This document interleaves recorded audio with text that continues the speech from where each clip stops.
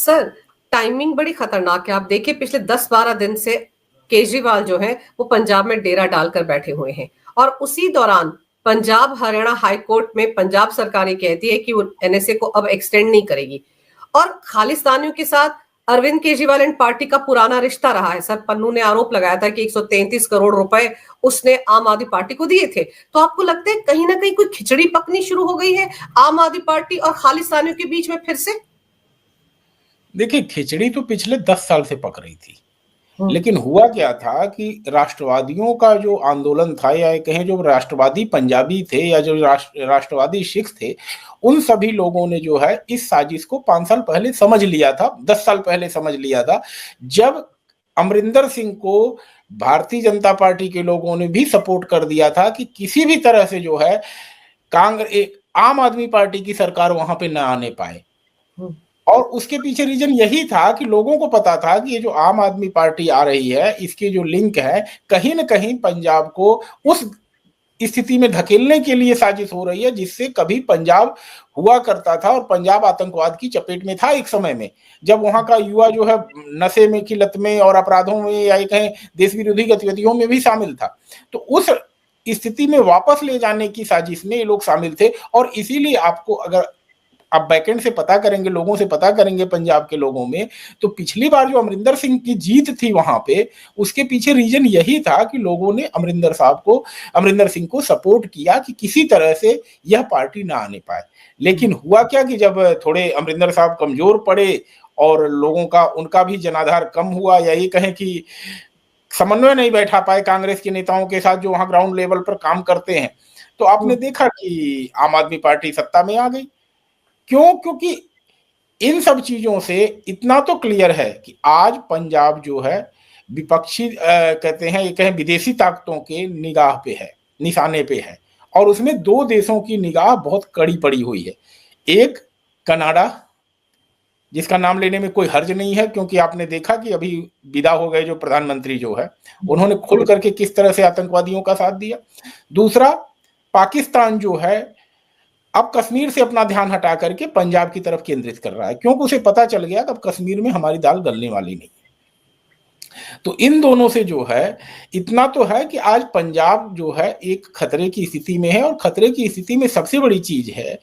कि उसका पंजाब से सीमा मिलती है। और पंजाब से सीमा मिलने के नाते ही, अगर आपको याद हो, केंद्र सरकार ने एक कठोर फैसला लेते हुए बीएसएफ की रेंज बढ़ा दी थी कि जो एरिया होगा 50 किलोमीटर तक बॉर्डरिंग लाइन से, वहां पे बीएसएफ का जुरिडिक्शन होगा, पंजाब पुलिस का जुरिडिक्शन नहीं होगा। तो रीजन ही यही था कि पंजाब पुलिस में भी कुछ न कुछ लोग ऐसे हैं जो उस खेल में शामिल हैं, जो खेल आज हम सुन रहे हैं, देख रहे हैं। और ऐसे लोगों को सपोर्ट करने के लिए, ऐसे लोगों की कृपा से ही वह डिब्रूगढ़ की जेल से वापस आ रहे हैं, उसके साथ साथी, और वह खुद भी सभी आएंगे। और ड्रामा होगा, जैसे आपने देखा था उत्तर प्रदेश का एक मामला था जिसमें कि उत्तर प्रदेश सरकार सुप्रीम कोर्ट तक आई कि इस अपराधी को हमारे जेल में भेजिए, और यहाँ एक छोटा सा मुकदमा डाल करके कांग्रेस सरकार ने उस समय काफी दिनों तक जेल में रखा पंजाब की मुख्तार अंसारी। तो उसी तरह जो है इनको भी अब डिब्रूगढ़ की जेल से लाया जाएगा बैठा के, और आराम से पंजाब की जेल में बिरयानी खिलाई जाएगी और 7 लोगों को खिलाई जाएगी, और ये एजेंडे पे काम करेंगे। क्योंकि यह छोटी बात नहीं है कि जो व्यक्ति डिब्रूगढ़ की जेल में बैठा है, अंजू जी, वह लोकसभा का चुनाव जीत जा रहा है। पंचायत का चुनाव आप जेल से नहीं जीत सकते हैं, प्रधानी का चुनाव नहीं जीत सकते हैं, आप सांसद का चुनाव जीत जा रहे हैं। आपने दिल्ली विधानसभा चुनाव में देखा कितना एड़ी चोटी संघ के लोगों ने, विद्यार्थी परिषद के लोगों ने, बाकी लोगों ने किया, तब जाकर के कहीं इस तरह से सफलता मिली। और एक व्यक्ति डिब्रूगढ़ की जेल में बैठा हुआ है और तरन तारण डिस्ट्रिक्ट में जो है चुनाव जीत जा रहा है। तो निश्चित ही ग्राउंड लेवल पे उनके काम करने वाले लोग हैं, और उसको सरकार का पूरा समर्थन है, सरकार का, पुलिस का, प्रशासन का, सभी का समर्थन है। और क्योंकि अब उसे और फोकस करना है। देखिए आज क्या हो गया है कि केजरीवाल साहब अब एकदम से दिल्ली से विदाई हो चुकी है, और जिस तरह से यहाँ पे कार्य हो रहे हैं नए तरीके से हो रहे हैं, और जिस तरह से इनके ऊपर खुलासे हो रहे हैं जो 10 साल का शासन रहा है, तो उससे अब उनका केंद्र जो है पंजाब है आज की तारीख में, उस पर फोकस कर रहे हैं। सर मैं ये समझना चाह रही हूँ आपसे कि एनएसए हट जाएगा और इनको वहां से जब लाया जाएगा तो क्या पंजाब पुलिस इनकी नए सिरे से गिरफ्तारी करेगी? तो क्या इनके ऊपर वो केस चलेगा जो अजनाला पुलिस स्टेशन पर जाकर इन्होंने हथियारों के साथ हमला कर दिया था पुलिस पर? वो क्या अपराध इतना हल्के में लिया जाएगा कि इनको एनएसए हटा दिया और अब ये सरकारी मेहमान बन जाएंगे पंजाब में आकर? गृह मंत्री भगवंत मान ही तो है पंजाब के, वो ये सब करने लगे हैं। अंजू जी, एनएसए हटाने में कोई हर्ज नहीं है। एनएसए लगाया दिया अच्छी बात है, एनएसए हटा दिया वो भी अच्छी बात है, लेकिन बात क्या है कि जब आप इसे ले आएंगे पंजाब की जेल में तो सवाल ये उठेगा कि पंजाब की जेल में इसको बिरयानी खिलाई जा रही है या अदालतों में इसका मैटर लंबा खींचा जा रहा है,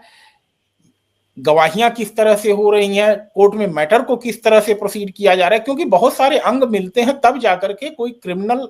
केस का आउटकम सामने आता है। अब पंजाब पुलिस किस तरह से काम करेगी, पंजाब का अभियोजन विभाग किस तरह से काम करेगा, प्रोसिक्यूशन जो सरकार के नुमाइंदे होते हैं, कहीं एक सरकार की तरफ से अपॉइंट होते हैं, जज तो चलिए जज एक अलग डिपार्टमेंट होगा, जजों की नियुक्ति तो पर केंद्र सरकार या ये कहें कि राज्य सरकार का कोई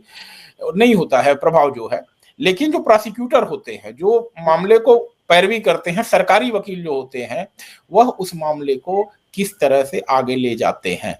क्या एक तरह से आईवास किया जाएगा, किसी तरह से मामले को रफा दफा किया जाएगा, या फिर इस मामले की मजबूती से पैरवी होगी? क्योंकि पुलिस ही इसमें विक्टिम है, इसमें पुलिस के ऊपर हथियार चलाए गए हैं, और सवाल ये उठेगा कि क्या वह पंजाब पुलिस अपने ऊपर हुए हमले को भूल करके अपने पॉलिटिकल बॉसेज को खुश करने के लिए उस अपराधी को जो है बिरयानी खिलाएगी जेल के अंदर? हमें तो नहीं लगता है कि इस तरह से जो हमारा पंजाबी समाज है या पंजाबी है जो अपने बहादुरी के लिए, साहस के लिए जाना जाता है, इस तरह से कहीं से कोई सपोर्ट करेगा उस कैदी के लिए या उस आतंकवादी के लिए।